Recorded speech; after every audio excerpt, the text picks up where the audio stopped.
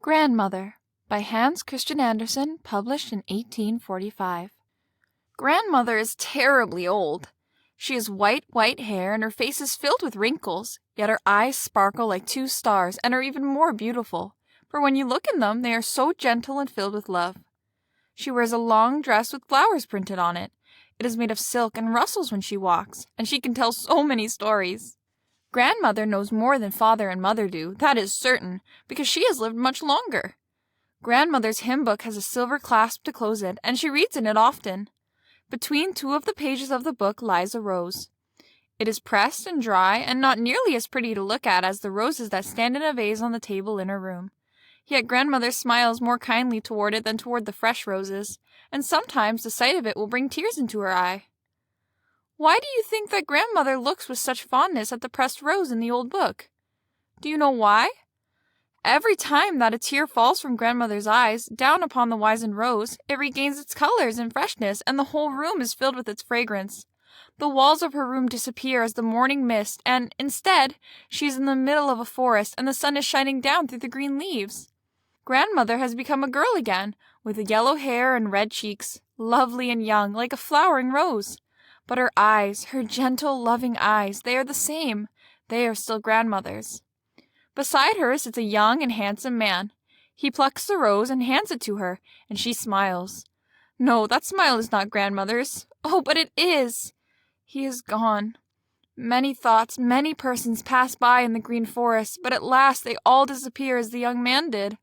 The rose is back in the hymn book, and grandmother is again an old woman, sitting looking at the withered rose in the book. Now grandmother is dead. She sat in her easy chair and had just finished telling a long story. "That is the end of it," she said.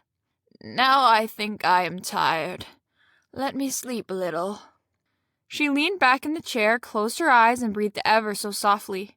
The room grew quieter and quieter. Her face looked so peaceful, so happy, as though the sun were shining on it. Then they said that she had died. She was put into a black coffin. There she lay wrapped in white linen. She looked beautiful, even though her eyes were closed. All the wrinkles were gone, and on her lips was a smile. She looked so dignified with her silver white hair, and not frightening at all. She was our sweet, good grandmother. The hymn book was put under her head, as she had wanted it to be, and in the old book lay the rose. Then grandmother was buried.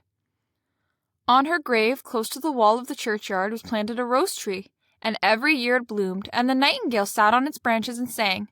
From inside the church came the sound of the organ, playing the hymns that were printed in the book, upon which the dead woman's head rested. The moon shone down upon the grave, but the dead are not there. Any child could come, even at midnight, and pluck a rose from the tree. The dead know more than we living do. They know our fear of ghosts, and, being kinder than we are, they would never come to frighten us. There is earth inside, as well as above the coffin. The hymn book and the rose, which was the keeper of so many memories, have become dust.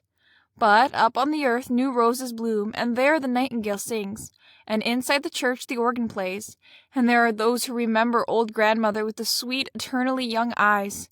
Eyes cannot die, and ours shall see her once again young and beautiful as she was the first time that she kissed the fresh, newly plucked rose that is now dust in the grave.